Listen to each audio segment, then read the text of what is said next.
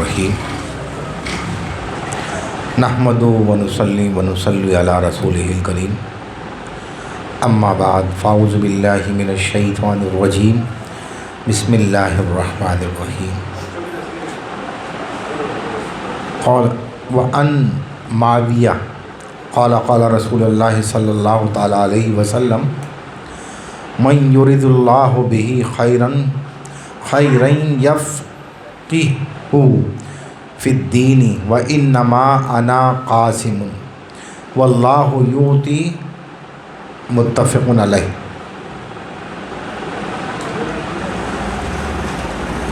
دیکھیں،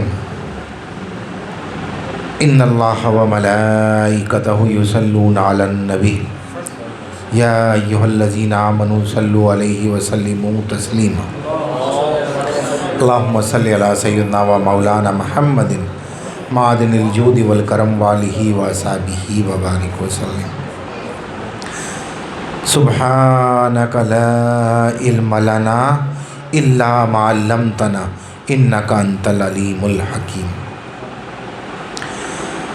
مصکاۃ شریف کتاب العلم صفحہ نمبر 32 سے ایک حدیث آپ کے سامنے پیش کی، جس کے راوی معاویہ ہیں۔ ترجمہ اس کا اس طرح ہے کہ روایت ہے حضرت معاویہ سے، فرماتے ہیں کہ فرمایا رسول اللہ صلی اللہ علیہ وسلم نے کہ اللہ جس کا بھلا چاہتا ہے اسے دین کا فقیہ بنا دیتا ہے۔ اللہ جس کا بھلا چاہتا ہے اسے دین کا فقیہ بنا دیتا ہے۔ میں بانٹنے والا ہوں اور اللہ دیتا ہے۔ مصکاۃ شریف میں یہ حدیث موجود ہے۔ فقیہ بناتا ہے یعنی اسے دینی علم، دینی سمجھ اور دینی دانائی بخشتا ہے، دین کی بدانائی بخشتا ہے۔ سرکار فرماتے ہیں انا قاسم، میں تقسیم کرنے والا ہوں دین و دنیا کی ساری نعمتیں، علم، ایمان، مال، اولاد وغیرہ دیتا ہے کون؟ اللہ تعالیٰ۔ کون دیتا ہے؟ یہ سب اللہ دیتا ہے۔ اور تقسیم کس کے حصے میں آتی ہے؟ حضور اکرم صلی اللہ تعالیٰ علیہ وسلم۔ یعنی معطی جو ہے وہ اللہ ہے اور قاسم جو ہیں وہ آقا حضور صلی اللہ علیہ وسلم ہے۔ وہ کہتے ہیں نا رزق اس کا کھلاتے ہی ہے۔ تو فرماتے ہیں رسول اللہ صلی اللہ علیہ وسلم تقسیم فرماتے ہیں، جسے جو ملا حضور کے ہاتھوں ملا، کیونکہ یہاں نہ اللہ کی دین میں کوئی قید ہے نہ حضور کی تقسیم میں کوئی قید ہے۔ اللہ جسے چاہے جتنا چاہے دے۔ قاسم تقسیم کرنے والے سرکار ہیں، جب اللہ دینے میں بخیل نہیں ہے تو سرکار تقسیم کرنے میں بھی بخیل نہیں ہے۔ لہٰذا حضور کی تقسیم میں اعتراض کرنا قطعی غلط ہے، قطعی غلط ہے۔ آپ صرف، اب بہت سے لوگ کہتے ہیں سرکار دو عالم صلی اللہ علیہ وسلم صرف علم تقسیم کرتے ہیں۔ ایسا نظریہ بھی ہے لوگوں کا کہ صرف علم تقسیم کرتے ہیں۔ تو اگر یہ بات مان لی جائے تو اس حدیث کے مطابق واللہ یؤتی انا قاسم، اللہ عطا کرنے والا ہے اور میں تقسیم کرنے والا، تو اس کا مقصد صرف اللہ علم عطا کرتا ہے جس کو سرکار تقسیم کرتے ہیں۔ اس سے یہ بات صاف واضح ہو جائے گی۔ پھر یہ لازم آئے گا کہ خدا علم عطا کرنے والا ہے اور آپ صلی اللہ علیہ وسلم اسے تقسیم کرنے والے ہیں، لیکن یہاں بات مطلقاً کہی ہے۔ اچھا، بخاری اور مسلم دونوں میں یہ حدیث موجود ہے، متفق علیہ، تو لہٰذا اس بات کو سمجھنا چاہیے اللہ نے جو عطا کیا اپنے محبوب کو، وہ محبوب نے اپنی امت کو تقسیم کیا۔ جو بھی معاملہ ہو، جس قسم کا بھی معاملہ ہو۔ اسی طرح سے اہل بیت کے متعلق اللہ تبارک و تعالی ارشاد فرماتا ہے انما یرید اللہ لیذھب عنکم الرجس اہل البیت ویطہرکم تطہیرا۔ سورہ احزاب پارہ نمبر 22 آیت نمبر 33۔ اللہ کیا فرما رہا ہے؟ اللہ فرما رہا ہے اے نبی کے گھر والوں، پس خدا یہی چاہتا ہے کہ تم کو پاک کر دے، یعنی ہر قسم کی نجاست سے تمہیں دور کر دے۔ نجاست کی بہت ساری اقسام ہوتی ہیں، دور فرما دے اور تمہیں خوب پاک اور صاف کر دے۔ جب یہ آیت مقدسہ نازل ہوئی تو مسلم شریف میں ہے کہ سرکار مدینہ صلی اللہ تعالیٰ علیہ وسلم حضرت امام حسن، حضرت امام حسین، حضرت فاطمۃ الزہرا رضی اللہ تعالی عنہا اور حضرت علی کرم اللہ وجہ الکریم کو اپنی عظمت والی اور رحمت والی برکت والی کالی کملی میں داخل فرمائے ہوئے تھے، اور ہاتھ اٹھا کر اللہ کی بارگاہ میں دعا کی اللہم ہؤلاء اہل بیتی وخاصتی اذہب عنہ رجسا وتطہرہم تطہیرا۔ مسلم شریف کی حدیث ہے، یعنی اے اللہ یہ میرے اہل بیت اور میرے خاص ہیں، تو ان سے ہر ممکن برائی کو دور فرما دے اور انہیں خوب پاک اور صاف کر دے۔ کیا خوب فرمایا اعلیٰ حضرت نے، تیری نسل پاک میں بچہ بچہ نور کا، تو ہے عین نور تیرا سب گھرانہ نور کا۔ اللہ اکبر۔ اب جب سرکار مدینہ کی یہ دعا سنی جو ابھی میں نے اوپر بیان کی، تو یہ دعا سن کر ام المومنین حضرت ام سلمہ رضی اللہ تعالی عنہا نے عرض کیا وَأَنَا مِنْهُمْ وَأَنَا مِنْهُمْ، اور میں بھی ان میں سے ہوں۔ آپ صلی اللہ علیہ وسلم نے ارشاد فرمایا اِنَّكِ عَلَى خَيْرِ، بے شک تو پہلے ہی خیر پر ہے، بے شک تو پہلے ہی خیر پر ہے، یعنی تو بھی اہل بیت سے، اہل بیت کی عظمت اور شان کو حضور صلی اللہ علیہ وسلم نے متعدد مقامات پر بیان فرمایا۔ اصل مسئلہ یہ ہے کہ آج 3 ہے، 4 ہو گئی، 3 تھی، کہیں پر 3 آیا ہے، کہیں پر 5 آیا ہے۔ حضرت امام حسین رضی اللہ تعالی عنہ کی ولادت کا۔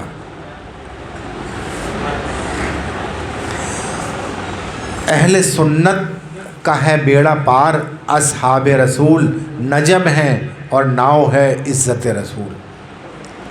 یعنی اہل سنت کا نظریہ یہ ہے، اور بیڑا پار اس سبب سے ہے کہ جتنے بھی اصحاب ہیں وہ ستاروں کی مانند ہیں، اور وہ اہل بیت کی عظمت اور عزت والی کشتی میں سب کے سب سوار ہیں۔ تو اس سے یہ مراد نہیں ہے کہ جو اہل بیت سے محبت کرتا ہے وہ اصحابہ کرام سے محبت نہیں کرتا، ہرگز اس کا یہ مقصد نہیں ہے۔ جو اہل بیت سے محبت کرتا ہے وہ اصحابہ کرام سے بھی محبت کرتا ہے، یہ قطعی غلط نظریہ ہے۔ حضرت عبداللہ ابن عباس سے مروی ہے کہ رسول اللہ صلی اللہ علیہ وسلم نے فرمایا احب اللہ لما یقذوکم من نعمتہ واحبونی بحب اللہ احبو اہل بیتی بحبی۔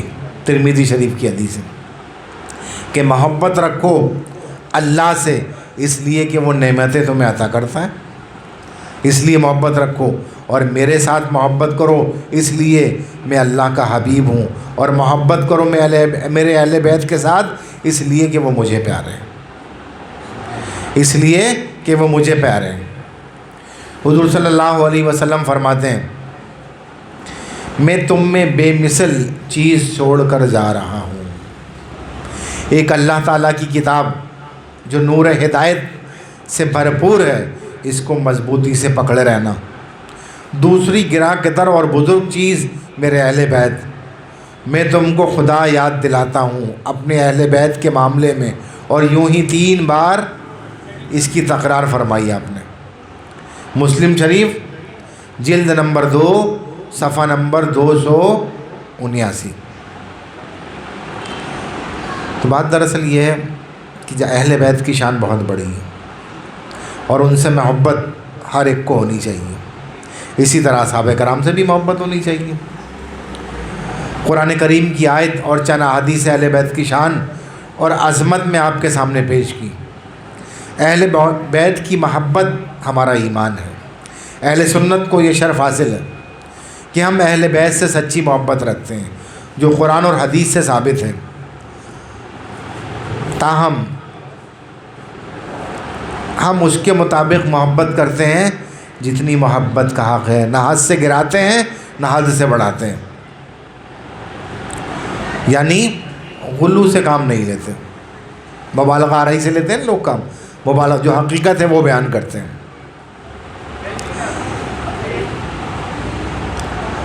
حضرت امام شافعی رحمۃ اللہ تعالیٰ علیہ، انہوں نے فرمایا اے رسول اللہ کہ اہل بیت تمہاری محبت اللہ تعالیٰ کی طرف سے فرض، اور اللہ تعالیٰ نے یہ حکم قرآن میں نازل فرمایا۔ جب لوگوں نے یہ سنا، بہت سے جو حد سے گزرنے والے لوگ ہیں، تو آپ پر فتویٰ لگا دیا رافضی ہونے کا کہ آپ رافضی ہیں، یعنی شیعہ۔ تو آپ نے فرمایا لو کانا رافضا حب آل محمد فلیشہد ثقلانی انی رافضی۔ اللہ اکبر۔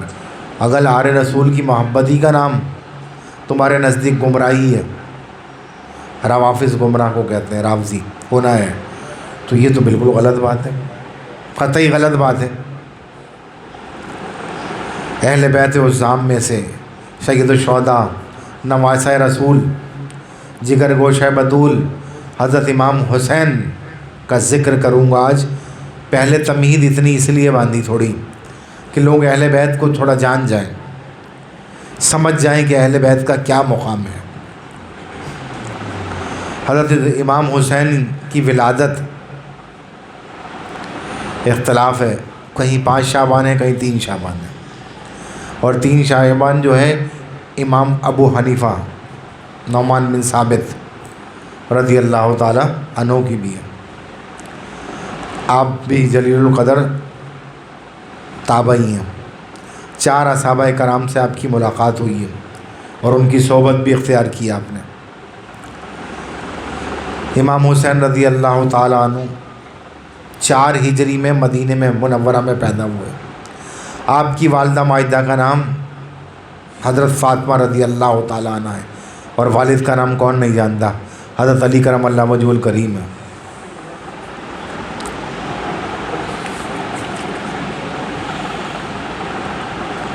حضور پر نور صلی اللہ علیہ وسلم نے آپ کا نام حسین رکھا۔ عبرانی زبان میں حسین کو کہتے ہیں شبیر، اور حسن کو کہتے ہیں شبر۔ شبر بمعنی حسن اور شبیر بمعنی حسین۔ اس سے پہلے یہ نام کسی کے بھی نہیں رکھے گئے تھے۔ سب سے پہلے یہ نام حسن اور حسین انہی دونوں نواسوں کے سرکار کے رکھے گئے۔ آپ کی کنیت ابو عبداللہ ہے، اور لقب سبط رسول اللہ اور ریحان الرسول۔ ریحان کے معنی ہیں کیا معنی ہیں؟ ریحان کے معنی ایک خوشبودار گھاس ہوتی ہے پھول والی، اس کو کہتے ہیں ریحان۔ سرکار فرماتے تھے ہما ریحانی، یہ دونوں میرے پھول ہیں، آپ ان کو سونگا کرتے تھے۔ اللہ اکبر۔ اور آپ جنتی نوجوانوں کے سردار ہیں۔ حضور صلی اللہ علیہ وسلم نے حضرت امام حسن اور حضرت امام حسین کو فرمایا ان الحسن والحسین ہما ریحانی من الدنیا، وہ دنیا میں میرے دو پھول ہیں. مصکاۃ شریف عربی صفحہ نمبر 570 پر یہ درج ہے کہ حسن اور حسین دو میرے پھول ہیں اس دنیا میں. سرکار مدینہ کی چچی حضرت ام الفضل حضرت عباس رضی اللہ تعالی عنہ کی بیوی ایک بار حضور اکرم صلی اللہ علیہ وسلم کی خدمت اقدس میں حاضر ہوئیں اور عرض کیا، یا رسول اللہ صلی اللہ علیہ وسلم، میں نے آج رات ایک خطرناک خواب دیکھا. فرمایا کیا دیکھا بتاؤ؟ عرض کی حضور بہت خطرناک ہے. فرمایا کیا ہے؟ عرض کیا میں نے دیکھا کہ جیسے کہ آپ کے جسم کا ٹکڑا کٹا اور میری گود میں رکھ دیا گیا. رسول اللہ صلی اللہ علیہ وسلم نے فرمایا کہ تم نے اچھا خواب دیکھا، اچھا خواب دیکھا. انشاءاللہ فاطمہ کے ہاں لڑکا پیدا ہوگا، وہ لڑکا تمہاری گود میں رہے گا، یعنی تم اس کی پرورش کرو گی. چنانچہ جناب فاطمہ نے حضرت حسین کو جنم دیا، وہ میری گود میں رہے جیسا کہ رسول اللہ صلی اللہ علیہ وسلم نے فرمایا. پھر میں ایک دن رسول اللہ کی خدمت میں حاضر ہوئی، انہیں آپ کی گود میں دیا، پھر میرا دھیان بٹ گیا تو رسول اللہ صلی اللہ علیہ وسلم کی آنکھوں سے آنسو بہہ رہے تھے، آنکھوں سے آنسو بہہ رہے تھے. فرماتی ہیں کہ میں نے عرض کی، یا نبی اللہ، آپ پر میرے ماں باپ فدا ہوں. یہ کیا ہے؟ فرمایا میرے پاس جبرائیل آئے تھے، مجھے خبر دی کہ میری امت میرے اس فرزند کو قتل کرے گی، میری امت میرے اس فرزند کو قتل کرے گی. میں نے کہا اس کو؟ فرمایا ہاں، اور وہ میرے پاس وہاں کی سرخ مٹی میں سے کچھ مٹی لائے. مناقب اہل بیت مصکاۃ شریف میں یہ درج ہے صفحہ نمبر 572 پر. تو اس حدیث شریف سے معلوم ہوتا ہے کہ حضور جانتے تھے کہ حضرت فاطمہ کے یہاں بیٹا پیدا ہوگا، علم تھا سرکار کو. حضور یہ بھی جانتے تھے کہ حضرت امام حسین قتل ہوں گے. حضور یہ بھی جانتے تھے بذریعہ وحی کہ قاتلین حسین امتی کلمہ گو ہوں گے، اسی امت کا کلمہ پڑھتے ہوں گے، بظاہر نماز پڑھنے والے ہوں گے. اللہ تعالیٰ نے ان تمام چیزوں کا علم حضور صلی اللہ علیہ وسلم کو عطا فرمایا. ولادت کے ساتھ ہی شہادت کی خبر مشہور ہو چکی تھی، مگر حضور اکرم صلی اللہ علیہ وسلم نے اللہ کی بارگاہ میں یہ دعا نہیں فرمائی کہ یہ امتحان ٹل جائے، نہ ہی اہل بیت نے حضور کی بارگاہ میں التجا کی، کیونکہ مقام امتحان ہے، ثابت قدم رہنا مقصود ہے، اللہ تعالیٰ کی رضا میں راضی رہنا ہی مقصود ہے. آج دیکھیں بڑا عجیب معاملہ ہو گیا ہے لوگوں کے ساتھ، بہت عجیب معاملہ ہو گیا فی زمانہ. کہتے ہیں کہ قسمت، ارے ہماری تو قسمت ہی ایسا ہی ہے، اور مایوس ہو جاتے ہیں، مایوس ہو جاتے ہیں. فی زمانہ بہت سے لوگ آتے ہیں ایسے، اور پھر محنت نہیں کرتے، اپنے حصے کا کام نہیں کرتے، کہتے ہیں ہماری قسمت میں ہوگا تو مل جائے گا. ایک واقعہ یاد آ گیا، اللہ کی رضا مقصود. ایک شخص تھا، ہمت ہار گیا، مایوسی اختیار کی، کام کاج چھوڑ دیا. اس کے دوستوں نے اور احبابوں نے، گھر والوں نے بہت سمجھایا کہ بھائی ایسا نہیں ہے، تم اپنے حصے کی محنت کرو. بولا نہیں، اللہ نے تو رزق لکھ دیا ہے، وہ تو مجھے مل کر رہے گا، وہ تو مجھے مل کر رہے گا. جب بہت سمجھایا لوگوں نے تو اس نے ایک دن ارادہ کیا اور کہا کہ اچھا ٹھیک ہے، کل میں ایک تجربہ کروں گا، اگر اس تجربے میں کامیاب رہا تو محنت کروں گا. چلا گیا، گاؤں سے نکل کر ایک جنگل کی طرف چلا گیا، اور جنگل میں ایک بہت گھنا درخت تھا، اس کے اوپر چڑھ گیا اور چڑھ کر اس کی شاخ پر بیٹھ گیا. اس کی ایک شاخ پر بیٹھ گیا. صبح ہو گئی بیٹھا رہا، دوپہر ہو گئی بیٹھا رہا، شام ہو گئی بیٹھا رہا، کہیں سے کوئی رزق کا آسرا نہ بنا. شام کے وقت ایک قافلہ گزر رہا تھا، اس نے پڑاؤ ڈالا، اور اس درخت کے نیچے آرام کیا۔ آرام کرنے کے بعد ظاہر ہے بھوک کس کو نہیں لگتی، بھوک تو اس کو بھی لگ رہی تھی جو درخت کے اوپر بیٹھا تھا، اور جو نیچے والے تھے ان کو بھی لگ رہی تھی۔ یہ سبق کے لیے بتا رہا ہوں۔ پھر انہوں نے چولہا گرم کیا اور کھانا پکانا شروع کیا۔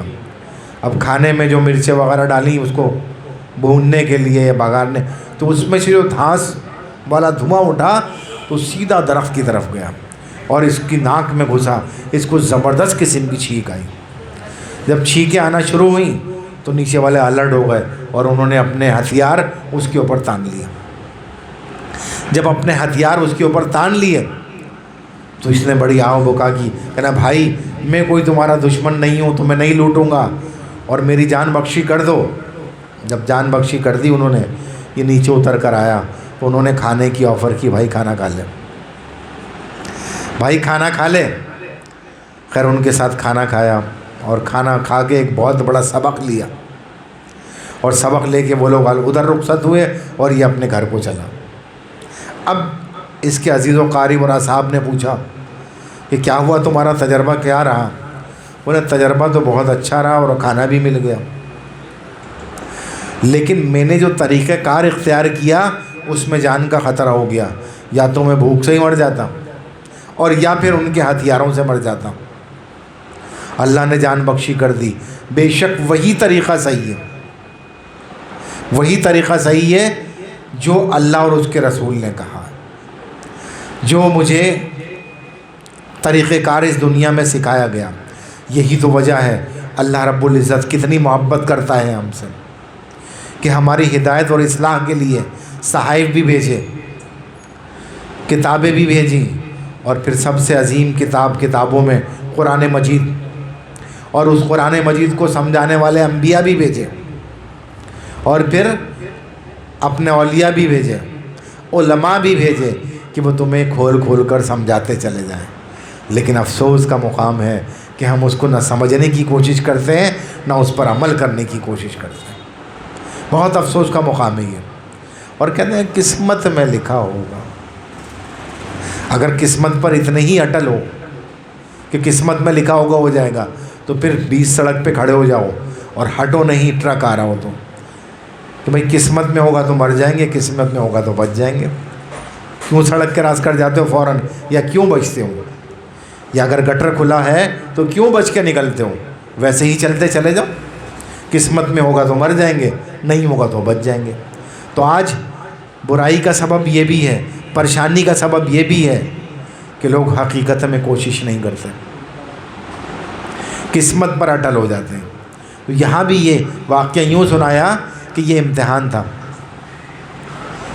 ورنہ سرکار دو عالم صلی اللہ علیہ وسلم اللہ رب العزت سے دعا فرماتے کہ اللہ میرا پیارا بیٹا حسین جو ہے ایسا نہ ہو، لیکن آپ نے کہا سارے اسباب کرنے، تمام اسباب کے ساتھ معاملات کرنے، زندگی بھی گزارتے رہے، سارے معاملات بھی زندگی کے کرتے رہے، تجارت بھی کرتے رہے، حکومت بھی کرتے رہے، لوگوں کی اصلاح بھی کرتے رہے، جبکہ پتہ ہو گیا تھا شہید ہونا ہے۔